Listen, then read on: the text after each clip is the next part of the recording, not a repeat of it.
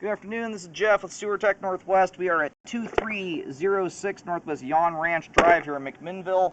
We are located just to the right of the front doorway. That's as you look at the house from the street. That's how I describe everything. Right, just off, it's on the right side of the porch, but very near the front right corner. We've got a 3-inch ABS clean out. We're going to check the overall condition and serviceability of the sanitary sewer line. Water's running. We're going to zero the foot counter out here at the base of the clean out.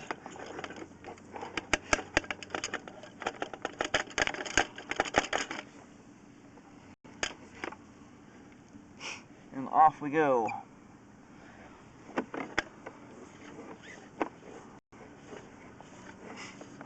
This is a fantastic house. I mean, for a sewer guy it is anyway. It's one of those few homes when you pop your crawl space hatch open, you have a clean out within about arm's reach. Which is a really nice thing. For serviceability factor anyway. Right here we're transitioning over to 4-inch 3034 PVC. Very clean line, very nice looking line thus far. And your line stays clean like this by pretty much one living habit, and that's not putting cooking oil and grease down your line. Which I highly recommend keeping the same habit up. It does a great deal, especially when you have little ones in the house that are still learning how to fold their toilet paper. Grease buildup is the causation of more blockages than almost anything out there. It's what often exacerbates minor, even relatively significant structural issues like bellies and offset joints into something that actually creates a problem. It makes your line a sticky mess.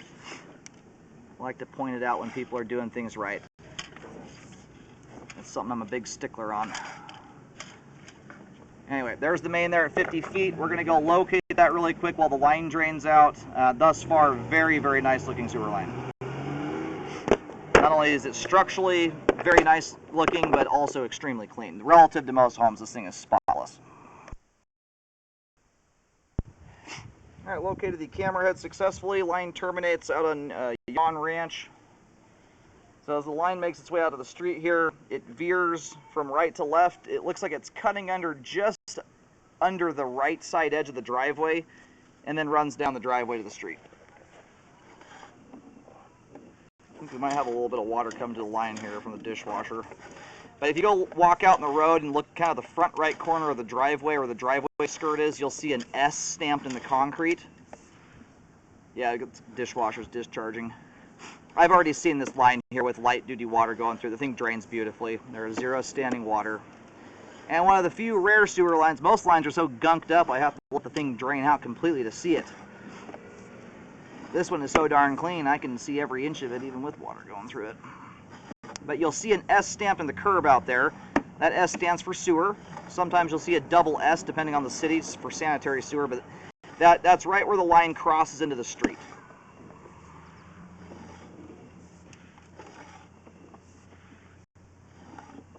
And you'll often have another one of those for your storm system. Usually it'll say D or SD for drain or storm drain.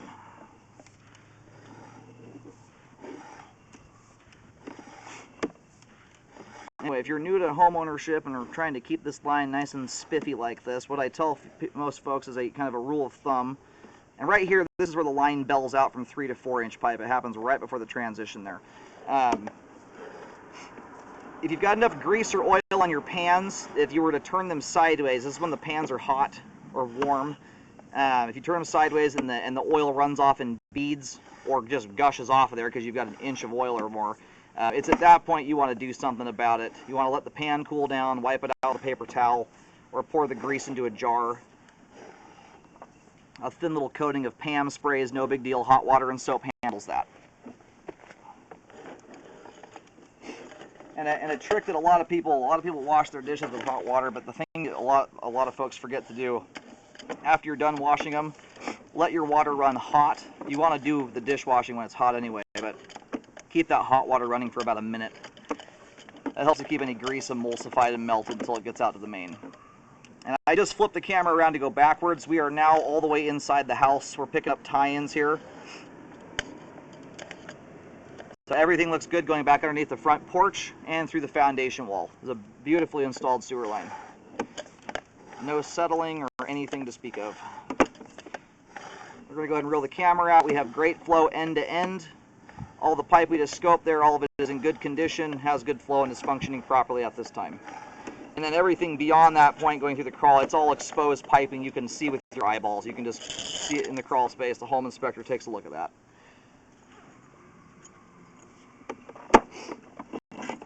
Anyway, that's about as good as a sewer scope can possibly go right there. Great looking line.